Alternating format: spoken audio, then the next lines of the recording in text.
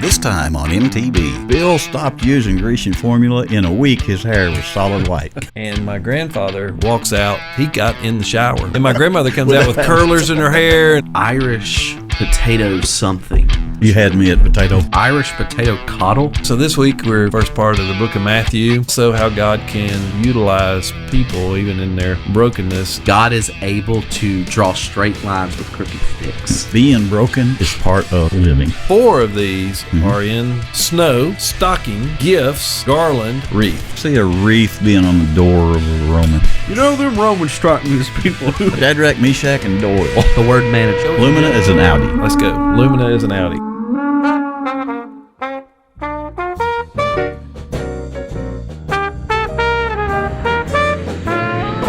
Mike the Baptist.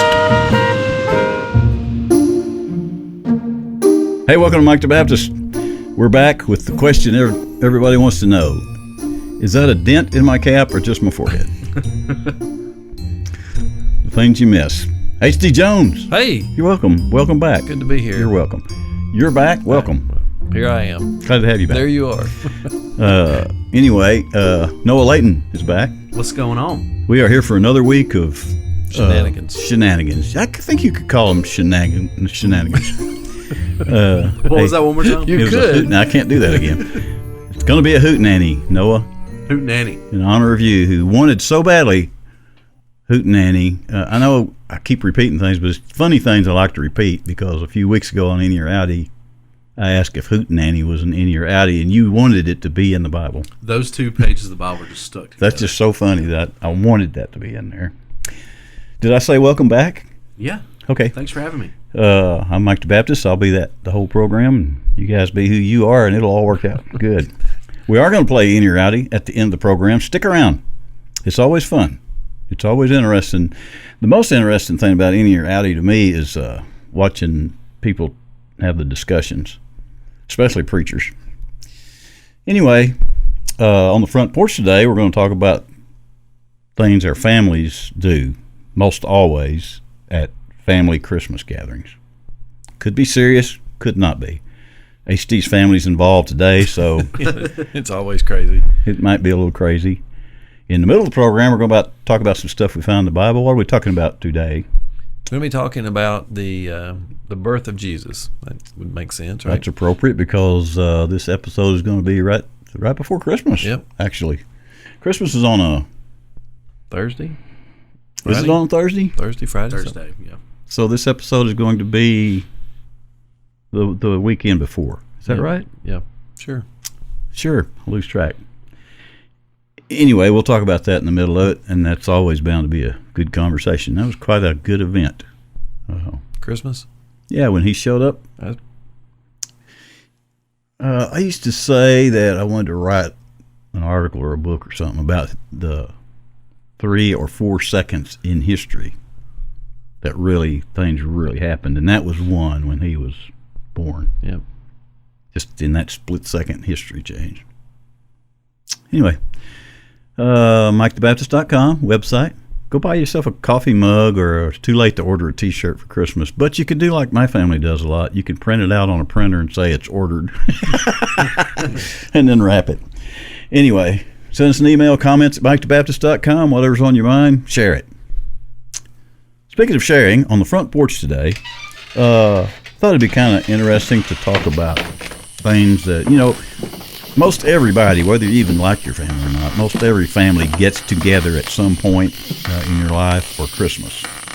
Now, I understand, when you're early married and you're having families and things get complicated, so the gatherings aren't the same as they used to be. But at some point in most everybody's life, there's a place where all the cousins and the grandparents and all the aunts and uncles get together for one event. And we used to do that in my family a lot. And I'll start. I remember my Uncle Bill, in thinking about things that always happen. This wasn't just at Christmas gatherings. This was any gathering. My Uncle Bill was guaranteed to fall asleep on the end of the couch with his head back and his mouth open. And it might even be while you're talking to him. But he was guaranteed to do that every single time. And I make light of him, but Uncle Bill was a a great uncle of mine. He was a very encouraging man. He was always interested in me. Was he old or just tired? You know what? Or both. Those Bill often go together. Bill was an interesting character. Was he narcoleptic? Bill was like this. He played pool, had his own pool cues, in a case. And Oh, yeah. he was just this kind of cool guy, and he had this jet black hair, all slicked back and all.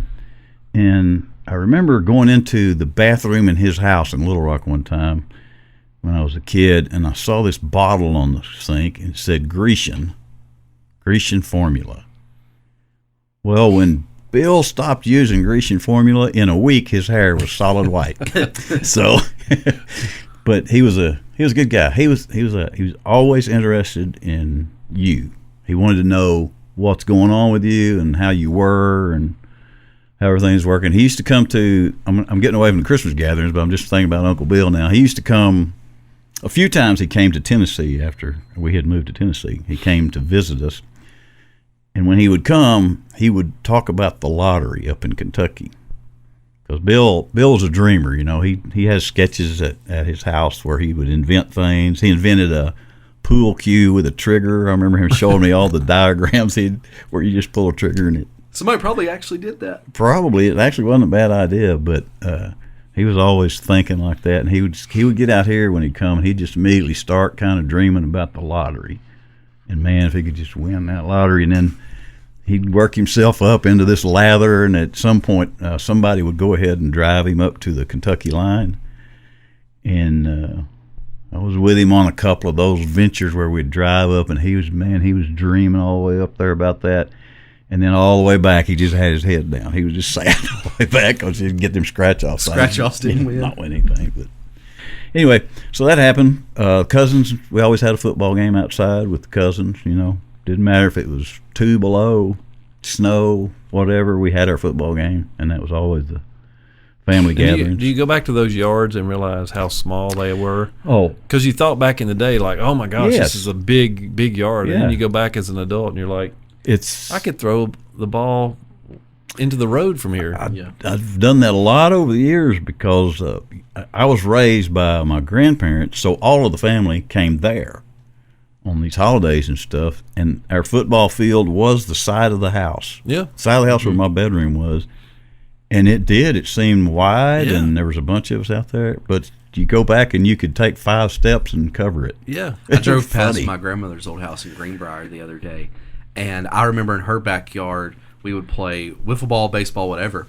And I remember that if you hit it over where a tractor was parked in her backyard, that was a home run. And I remember, like, if you got a hold of one, like, if you hit it to the tractor, that was like, you felt like Barry Bonds. And going back, you're like, that wasn't 100 feet. Yeah, right. Well, we had to keep from throwing it in the garden because the garden was right there, too. So, Yeah. And you didn't want to have to crawl over the fence to go in the garden Yeah. and all that. But, yes.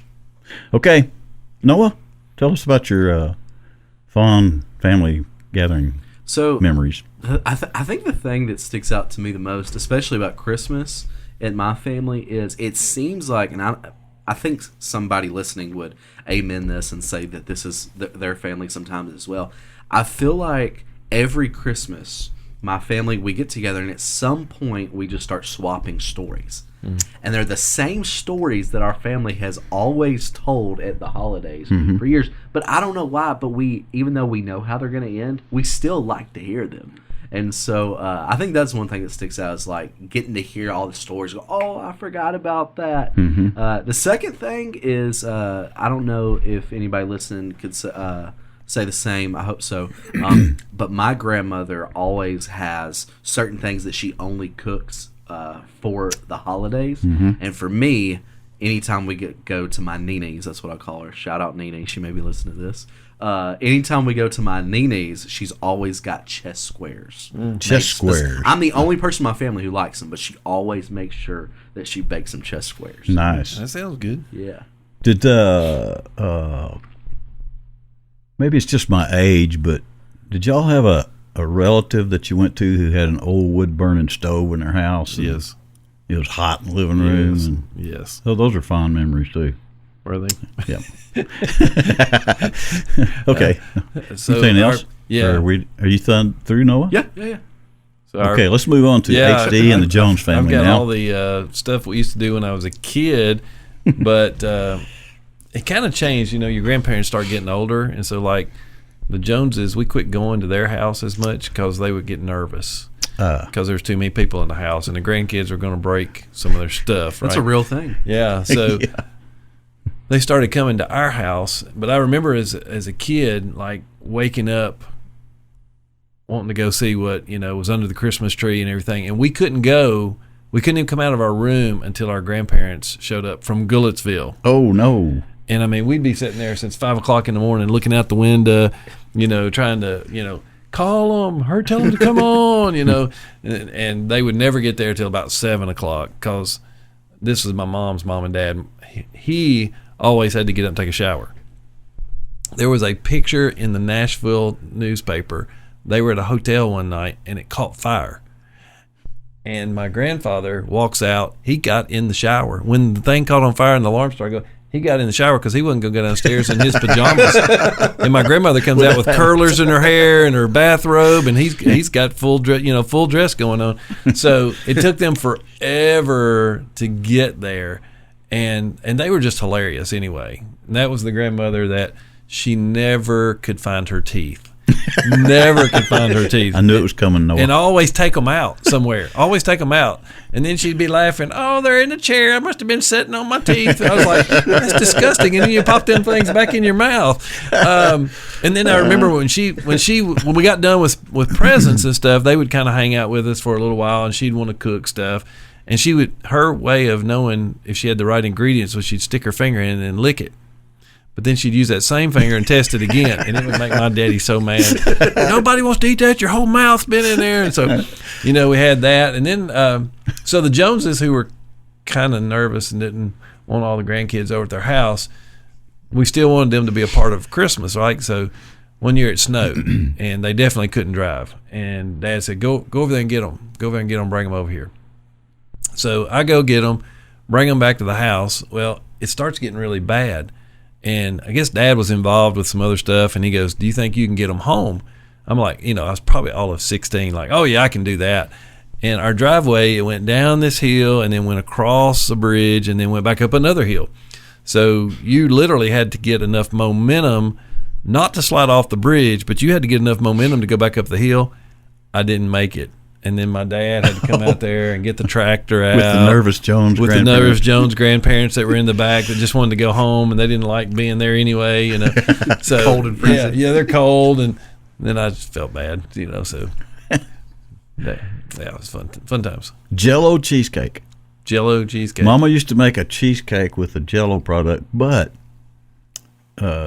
she would make a separate package of lemon Jell-O and let it sit up almost all the way, and then she would chop it up and she would mix it into that Jell-O cheesecake stuff. Really? Let me tell you what, I've never seen that anywhere else my whole life. No. But she did it, and it's Was it good? Did you like it? Oh, I've tried to duplicate it, and I can't duplicate it. I've actually got her index card of how she made it on my refrigerator. But it still don't taste the same, does it? No. Isn't that crazy how that works? My mom makes spaghetti, and I've got the exact ingredients, exact recipe, but it just doesn't taste like. You know what she's doing?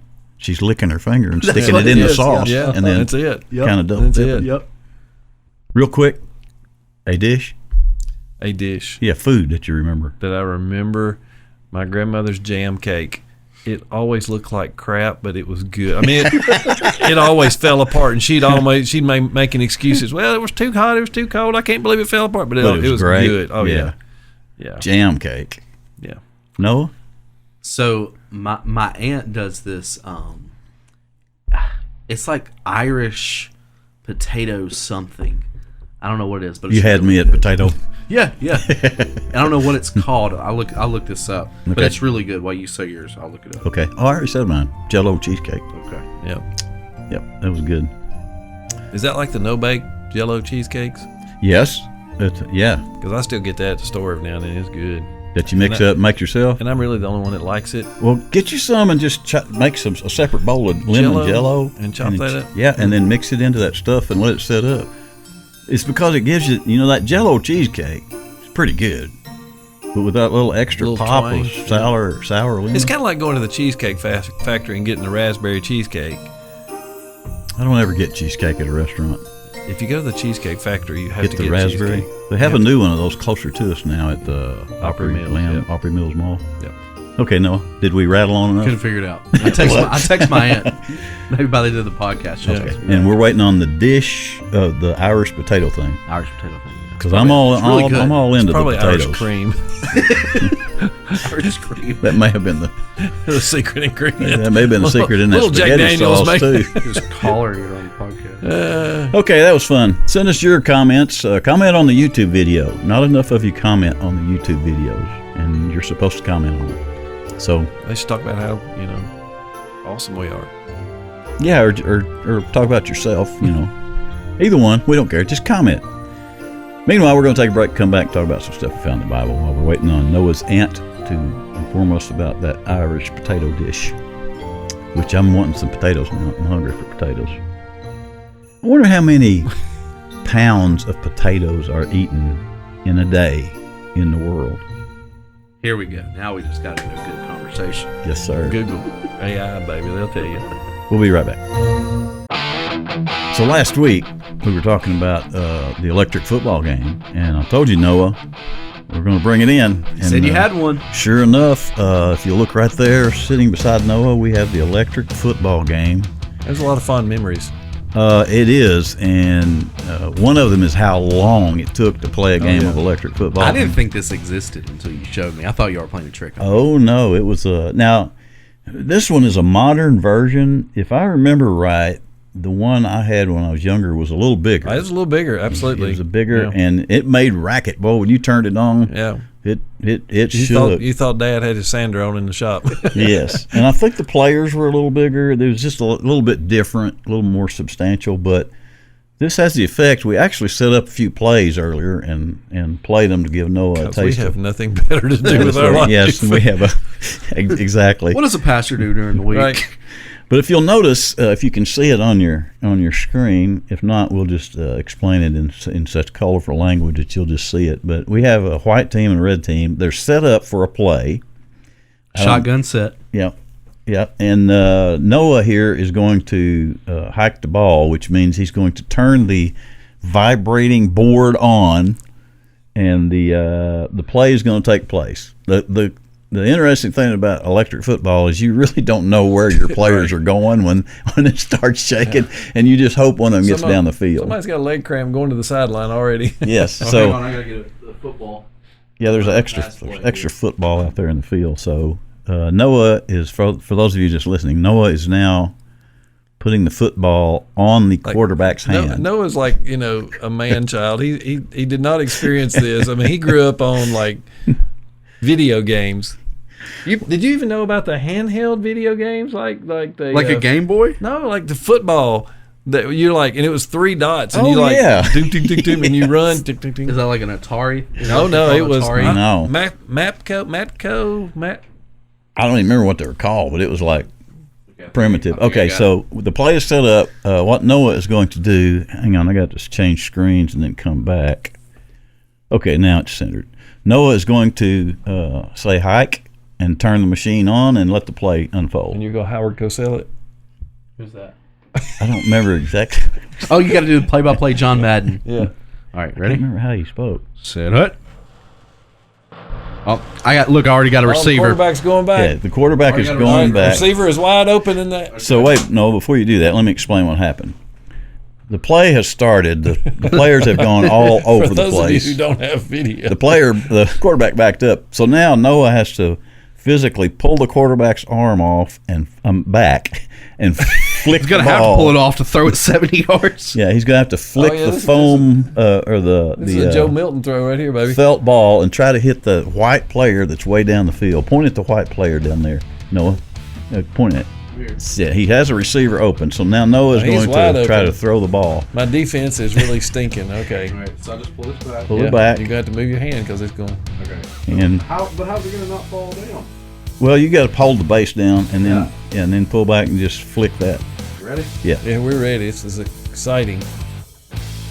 And he has thrown it out of the stadium into the next county. I think that was good. That was 3 points. That's when you see that quarterback get out of the pocket and the pressure's on, he just throws it away. What I love is that he's literally at the goal line and threw it over the other goalpost. Yeah, that's fascinating. amazing right there. All right, electric football, folks. You saw it here.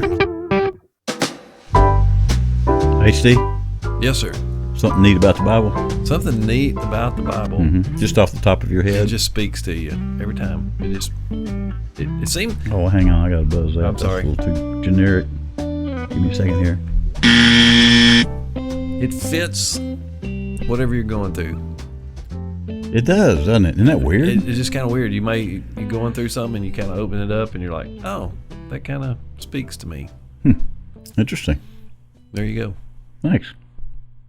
Okay, Noah, have we not heard from the ant yet? It's Irish potato coddle. You know, years ago, we're gonna need some ingredients. years ago, all across the country, these signs started showing up at fast food joints, cheese curds, and I've always said I'm not eating anything called a curd. I may question a coddle. It's got potatoes, cheese, bacon, and sausage links. Okay, I'll try that. Yeah. Yeah, I was with somebody and they ordered cheese curds, and basically it's like a cheese stick. It's just chopped up in little pieces. Oh, So it's it like a just cheese still turd. don't sound right. It just don't sound right. Yeah. Okay, and what was it called? Coddle. Coddle? Irish potato coddle? Yes, it's very good, whatever it is. It's really good. Is your aunt, is she like normal? Is she like normal? What do you mean? Not really. I just wanted to see what you would Irish? say. I was just going to see if you'd protect her. I think they're Irish, yeah. Oh, really? Yeah, because we used to do St. Patrick's Day at their house, and she would do it for Christmas and St. Patrick's I have Day. Irish roots. I need to look them up. What's their surname? I have no idea. Can you text her about that too? Yeah, we'll just keep her let's just involved the call whole her. program here. Yeah. What's their surname? What's her first name? Mary. Mary? Stay on the line, Mary. We may need you more. Phone a friend. Actually, yeah, when we get to Inny or Outty, can you like get her on a live call? And Yeah, I can. okay, yeah, when we get to Inny or Outty, we'll just let her Be in like, on what it. are y'all doing? We can do that. What are we talking about in the Bible, H? Hey, so this week we're focusing on the birth of Christ, and we're going to be looking at the first part of the book of Matthew. Of course, great stories in there, right? Like, so you got the angel coming talking to Joseph, you got the wise men, but the very first part of Matthew is the genealogy of Christ. And one of the things that just kind of has always been amazing to me, so you've got these ladies that are in Christ's genealogy. And it starts with Tamar, right? So Tamar, who was Judah's daughter-in-law. Judah, like the tribe of Judah.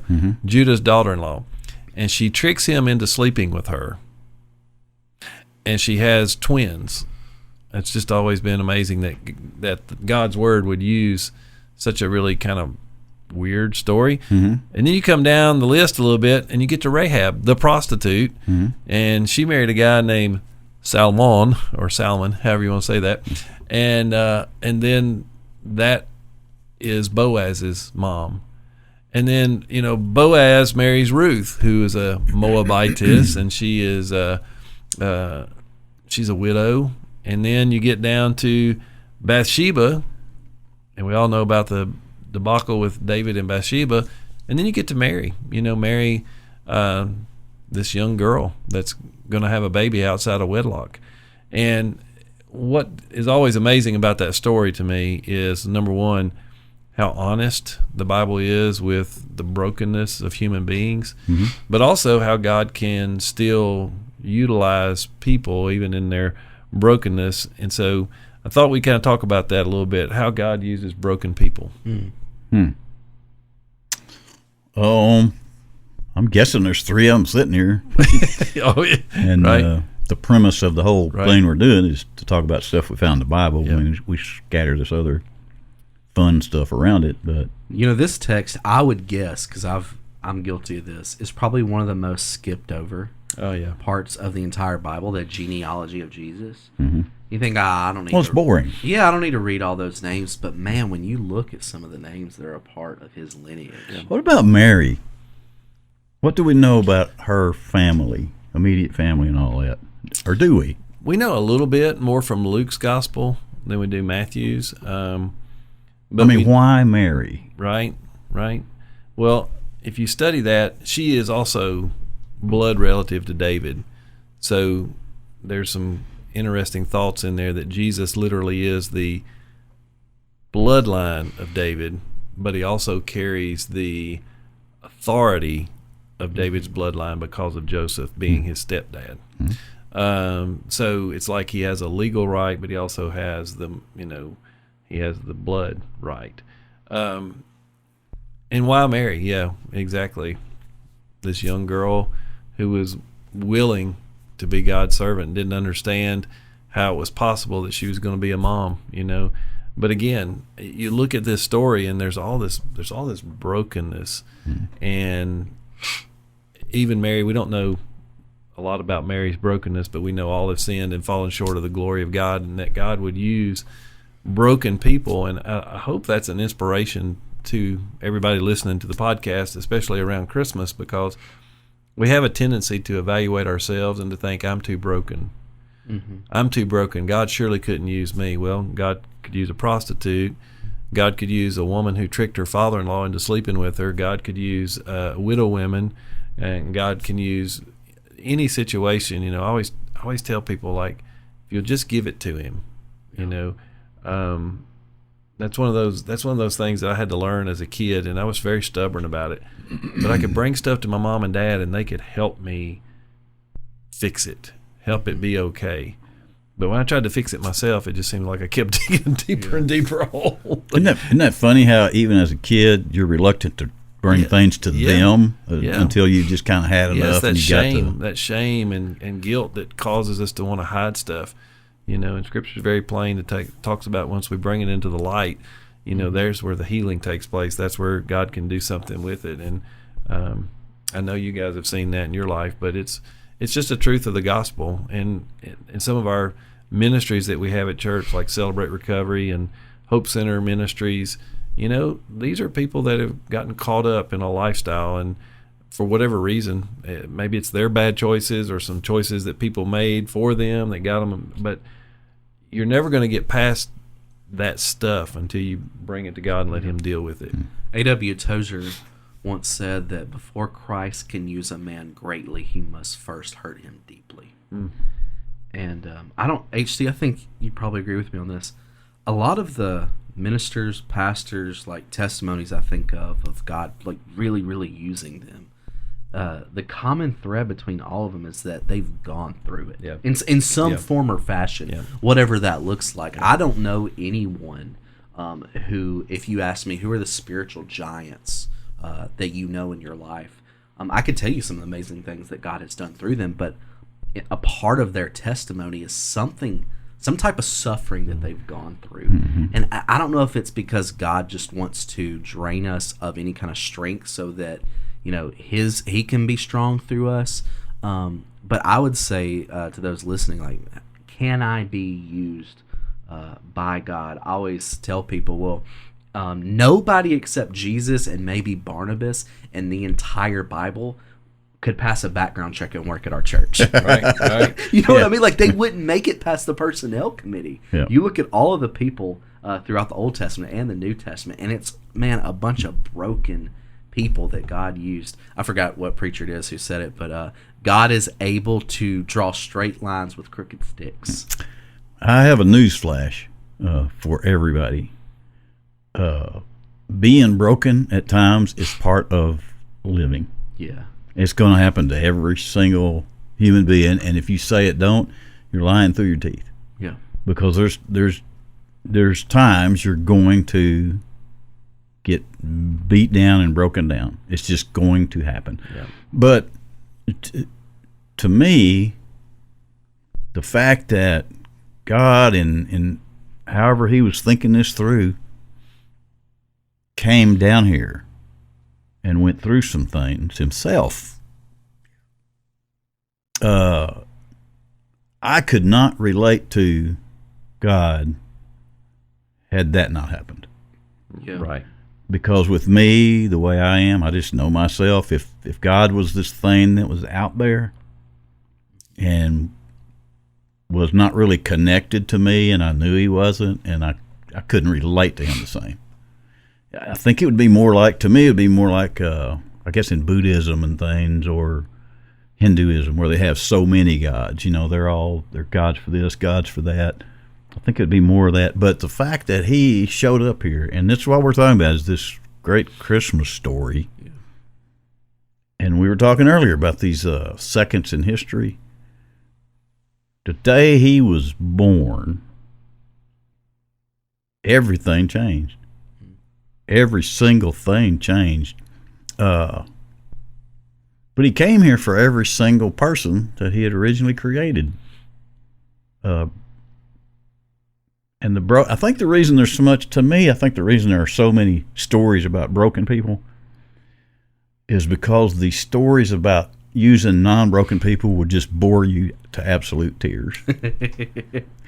It's like, if you think about, we all know some people in our church circle worlds who were just, I don't know what the wording is, the correct wording, the politically correct. They were goody two-shoes, and just like they didn't feel like they had ever done anything wrong in their life. Yeah. Those are the most boring human beings on the planet. Do you know, if I say the name Adrian Rogers, Oh, I loved Adrian Rogers. Absolutely Rogers, loved him. Past those who may not know, pastor of the Bellevue Baptist Church for 30-something years down in Memphis, Tennessee.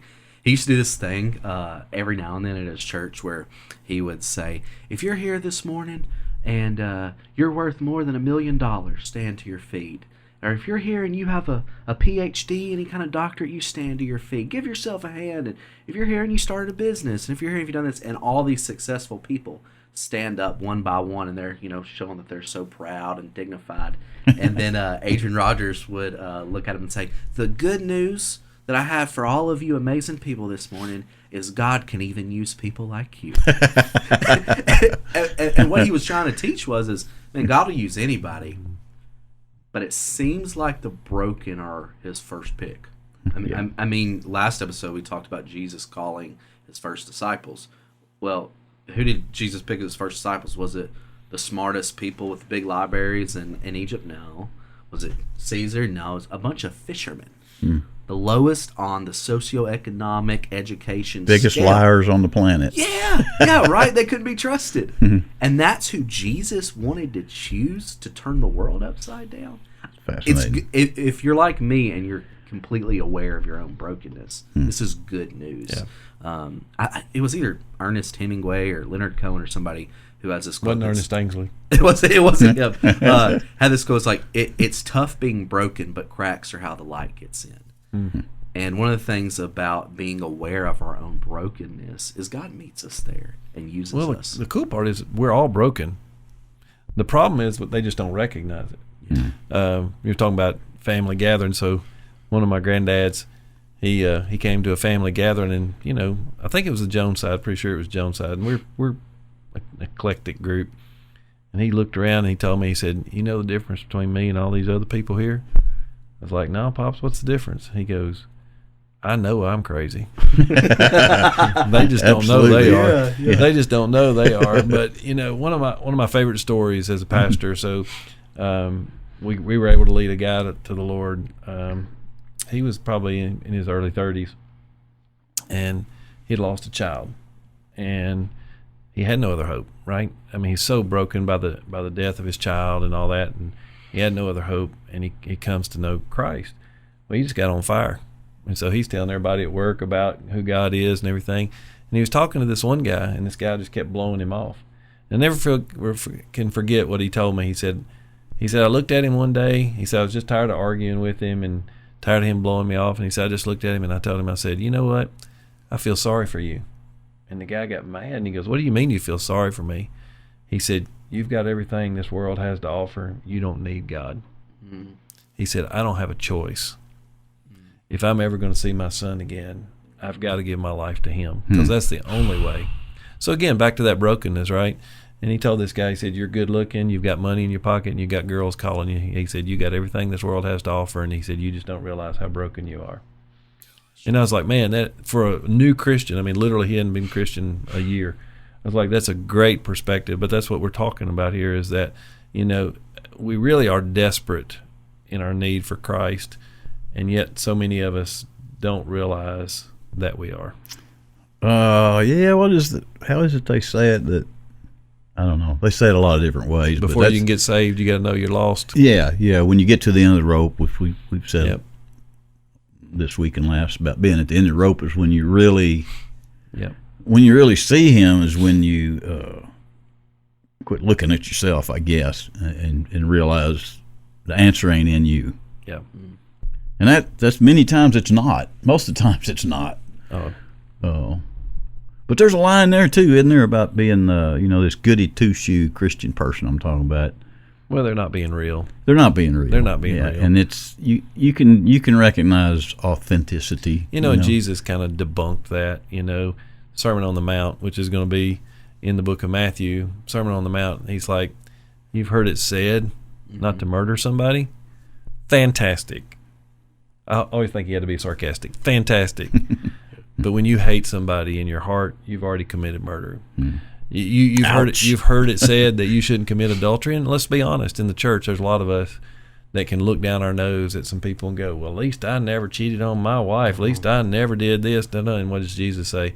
Yeah, but the man who lusted in his heart, in other words, it's not seen, but it's still there. You've committed that act. And so that's where I think what you're talking about, the hypocrisy that people, I mean, if you're at the end of your day, you're saying I'm good, then you really don't understand. Yeah, you missed it. You really don't understand. You missed it. Paul, greatest missionary, church planner, disciple maker, what does he say? I'm the chief of sinners, filthy rags, And if Paul recognized that, then we should recognize that in our own heart. I mean, it's the story, the parable that Jesus tells, where he says the one man goes to God and says, God, thank you that I was born of the right tribe, of the right people, and I do all the right things, and I give all this money, and so here's this money, and you bless it. And then a poor little widow, I think is it a widow? Prays and says, God, forgive me, for I'm a sinner. And Jesus says, I tell you that the widow walked away being blessed. David writes songs in the book of Psalms, and I'll mess up this exactly, so I'm just paraphrasing here. But there's this phrase that David writes where he says, if I was to, if it was a sacrifice that you wanted, things I could give you, I would do that, but you don't please in that. What you do please in is a broken heart before you. And so I've heard it said that there's people too big in their own mind for God to use, but never someone too small for God to use. Noah has these sayings. Have you noticed this? He has a lot of these sayings that like he an remembers. old man, isn't he? Yeah, he's kind of like an old man. My wife tells me that I'm like 65 years old. Yeah. Interesting. That's just because he refuses to do dishes. That's right. It hurts my back. Huh? It hurts my bunions. I can't do that. I didn't hear you asking me that. So am I picking up here that the purpose of this talk is that he came to give us all I think a way to relate, maybe, or a way to I think you're right on it. Feel included, or well, he came to do that which we couldn't do for ourselves. Yes. And he didn't stand at the finish line and say, keep running, I hope you make it. He came across, picked us up, and said, you're going to make it because I'm going to carry you. Hey, I'll tell it again. The night I was saved, and I know I was, I had the feeling that he was sitting in the passenger seat of my car with me. Now, I don't go for the magic, mystical stuff. That's cool. But I just remember that feeling that, and what struck me was that all this time he had been there. Through all the crazy things I had been doing, what struck me most when I realized he had been there that whole time. I guess the long of the short of the story is that he came for me. He was looking for me. He wanted me. So you knew you needed help even when you didn't know you needed help. Yeah, I think that's just what I wanted to present right here at this part of this program. It's good work. That you can do that. Anybody can do that. And it's just that easy. Did we get where you wanted to go? I think so. That's where we need to be. For those that are listening, again, I don't care what you've done. He knew you were going to do it before you ever did it, and he chose to love you anyway. And the greatest thing that you can ever do is just give it to him. Yeah. Give it to him. We have a saying here, Noah. Give it a shot. Yeah, give it a try. Give it a I shot. told a girl one night, I was witnessing to her, and she was like, I want to go back to when I was 15. I'm like, you can't do that. And then we were talking. I was like, what you need to do is give your life to Jesus. She was and I looked at her and I was like, he couldn't screw it up more than you have. You didn't lie? I didn't. I'm like, That's Seminary 101 Yeah, right there. What do you have to lose? Yeah, exactly. What do you have to lose? You give it to him and see what he'll do with it. And that's the gospel truth. It's not about going to church enough. It's not about reading your Bible enough. It's not about praying enough. Those are things you do because you're a Christian. How do you become a Christian? Cry out to God. And if you're like, I don't even know if there is a God, then cry that out to him.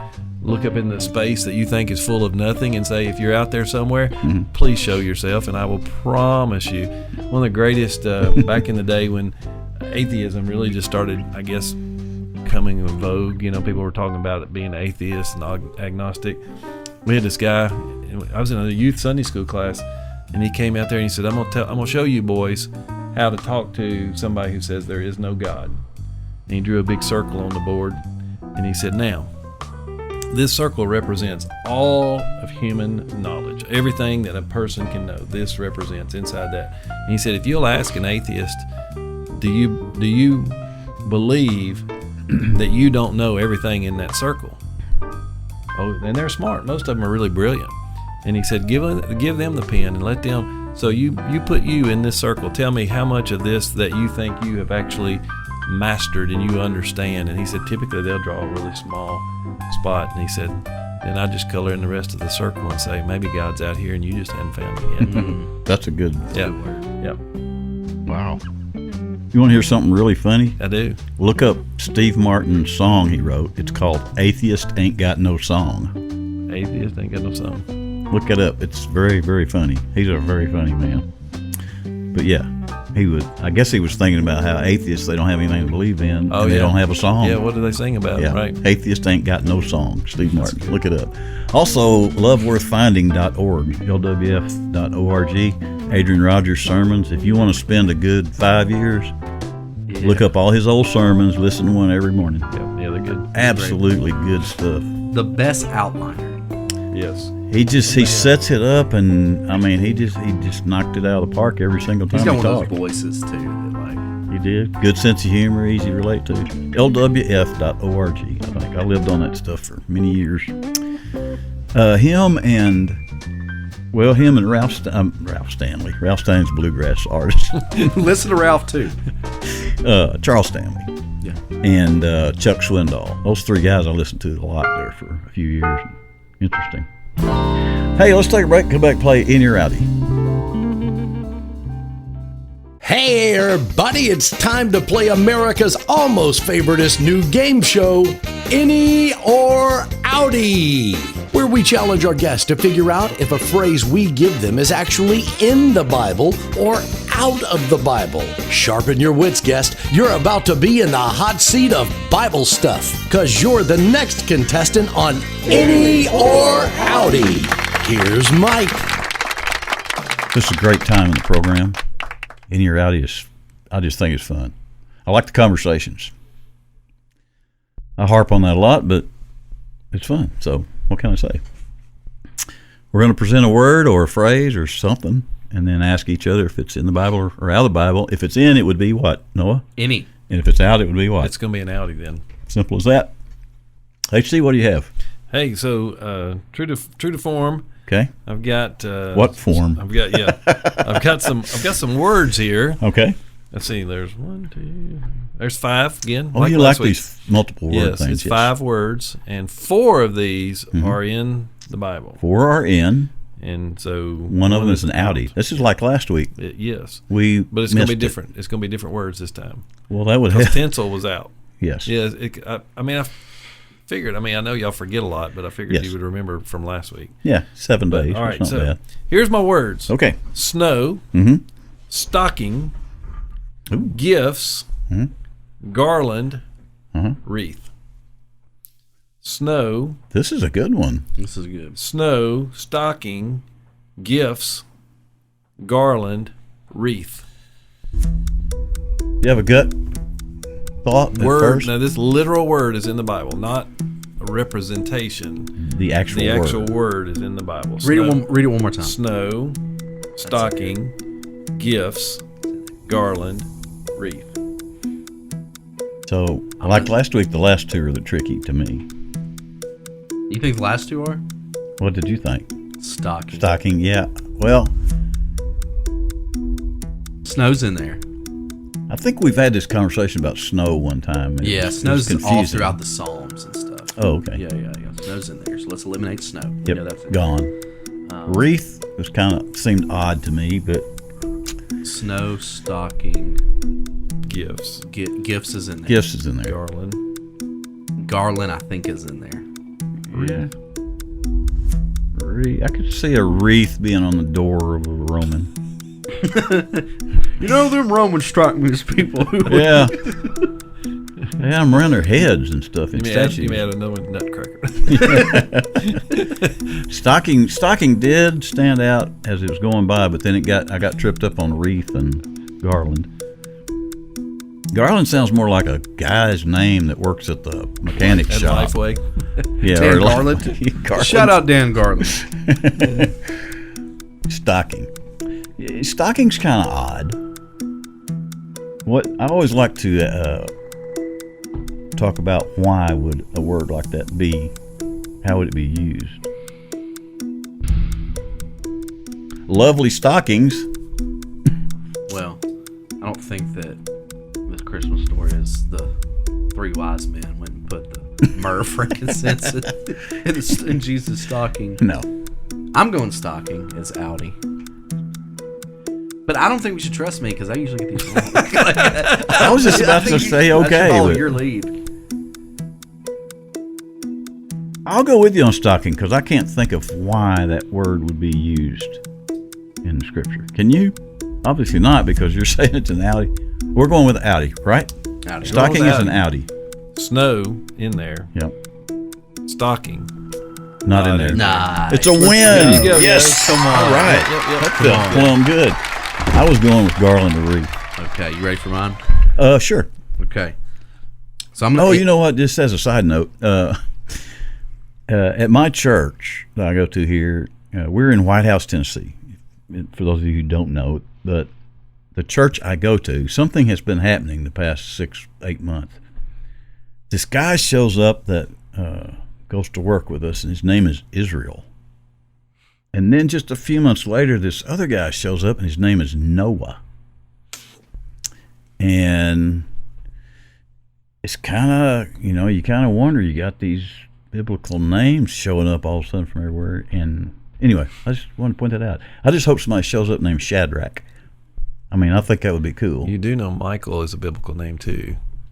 Oh, yes.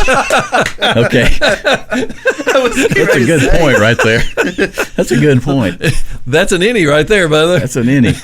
I didn't even think about that. I got here before they did. Hughley is not. That is not. It's Hughley. What's Doyle. Doyle. Doyle ain't either, I No, don't think. no. Shadrach, Meshach, and Doyle. Okay. All right. Noah. All right. So keeping with with HD's format here, I'm going to give you 4 total words. 4 total words. Okay. One is not in the Bible. Okay. So one is an Audi. The Okay. other 3. All right. Same format as Yeah, same format as HD. Doyle's. Okay. Now, I asked our friend Artificial Intelligence to give me 4 Christmas words. Okay. 3 have to be in the Bible. 1 is out. Okay. Oh, is Mary going to join us on a conference call? She's taking pictures, but she texted me the ingredients. So, do you want to know the ingredients? Yeah, Well, later. we want to do this first. Yeah, man. let's do this I'm, first. I'm primed. Okay, he's ready. All right. Censor. Censer. Censor, Censor. not censor. Not Caesar. No. Okay. Lumina. The word lumina. Okay. 3 of these are in the Bible? 3 of these are in the Bible. Okay. Swaddling. Don't get me started on swaddling. And It bugs me. And They do that to babies nowadays. manager. Manager? Yes, could be manger, but manager. Well, it couldn't be manager if it's manger. So I mean- the word manager is in the Bible. Manager. That's what. Okay. So Lumina? lumina, Censor was the first one. censor, swaddling, Swaddling? Manager. Manager. You sure it's not manger? No, it's manager. There's an A in the middle. Swaddling's in there because it just aggravates me. I mean, now, it doesn't mean it aggravates me because it's in there. You kick your feet out from under your covers and think, I don't want to be swaddled. No, I just think about all these babies that parents swaddle now. They wrap them up like in a I don't straitjacket. understand weighted blankets. That freaks me out. Well, I don't like that either. Right? You don't like weighted blankets? No, that just kind of No. freaks me out. Have you ever tried one? No. Oh, they're awesome. My son has one. I I'm a was under it on proponent his of weighted couch once blankets. just for a minute. And I'm going like, nah, this freaks me Yeah. out. Yeah. Really? See, we grew up like my dad would like hold you down under covers and tickle you and stuff, and like you couldn't breathe. And I think maybe, Yeah, it brings you back to that. Yeah. You get PTSD? yeah, something like that. I stayed all night with Daryl Ratchford once when I was young, and his mother had like 8 quilts on the bed. It was like, You had a weighted blanket. that's what it was, a weighted blanket. All right. Boy, she made good chocolate gravy, though. Swaddling is in the Bible. I think so, I think yes. we're good there. Yeah. Lumina, Censor's in the Bible. okay. Censor, yeah. Censor's in the Bible. Not like, because I think it's part of the, like I think it's part of the work that the high priest did with in the temple. Okay, I think that's right. okay. I could be wrong on that. Manager, I think, is in the Bible. I think Lumina is not. Lumina. Is it aluminum? No, Alumina. they hadn't found aluminum back then. Lumina, like light. Lumina. Lumina doesn't sound like it would be in the Bible to me. That sounds like a more modern scientific thing that somebody came Although up if it means light, But they would have just said see, light. AI, they're going, I mean, we're going, I think that's the word that you can tell your phone to say, be like, hey Siri, Lumina. Siri didn't say anything. There's some word you can say in your flashlight. Try Mary. Mary will answer you. so But you're thinking manager's not in there. Actually, I don't see how manager would be in there either. Do you? yeah. How? Like Paul would say, you know, if you're a manager, be Of your good to your affairs. employees. Yeah. I see that. Lumina's the one that sticks out to me like that's just kind of odd as a stucco bathtub. Isn't that Seems odd? painful. It's odd. I'll give you dimples. What are you thinking? Okay. My gut says Lumina. All right. Let's go with Lumina your gut. is an Audi. Let's go. Lumina is an Audi. Correct. All right. Lumina is out. Good.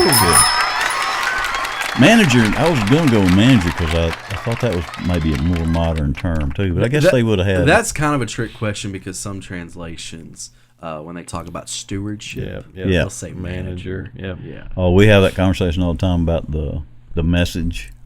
Oh, yeah. I need to get one of those just to look through it for entertainment value. Can you do that? Can you buy the message No. translation? Sure. Go on Can you Amazon. read the message for entertainment? Well, it's just a different way of saying it. Yeah. But they have such bizarre. Sometimes they're so loose with it. It's just one funny. guy's translation. Like he had no help. He was just like, "This is what I think." it means." Obviously, Yeah. it's like the guy that wrote the Book of Mormon. You know, Right. he just kind of woke up in the middle of the night one night and said, "Moroni, that's a good Bible name, Moroni." Okay, I'm sorry for those Mormon listeners out there. I meant no harm by that. No harm to Joseph Smith. Let's take a break. Come back and tell you bye. I can leave that Mormon stuff in there, can I? Oh, yeah. Oh, wow. What a great contestant and a fine sport today on Inny or Outty, America's almost favorite new game show. Study up, future guest people. You're next in the hot seat for Inny or Outty. Hey, thanks for joining us for all the frivolity and the serious stuff, too. On Mike the Baptist, we try to dumb down the Bible. That's the whole point of the whole exercise, is to Talk about make it a Bible common stuff. language. Make it common, yes. We don't want to be common, which we unfortunately are. Oh, yeah, but we can't help that one. You But know, just we want people to understand.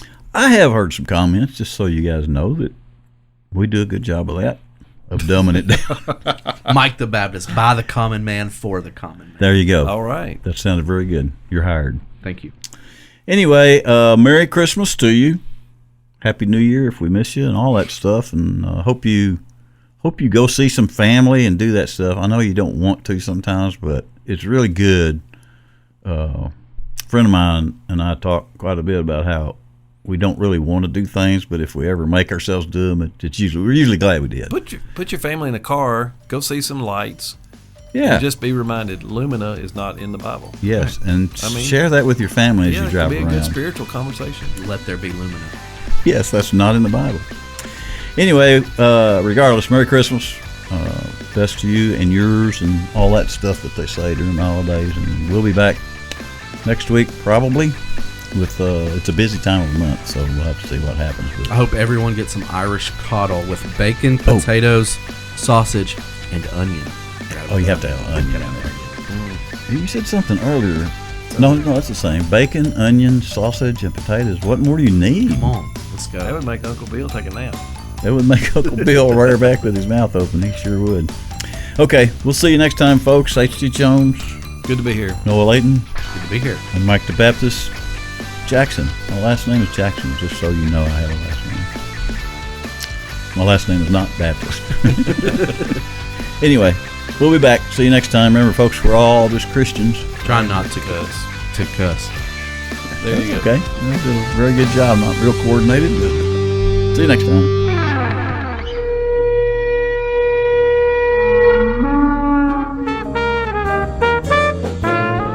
Mike the Baptist.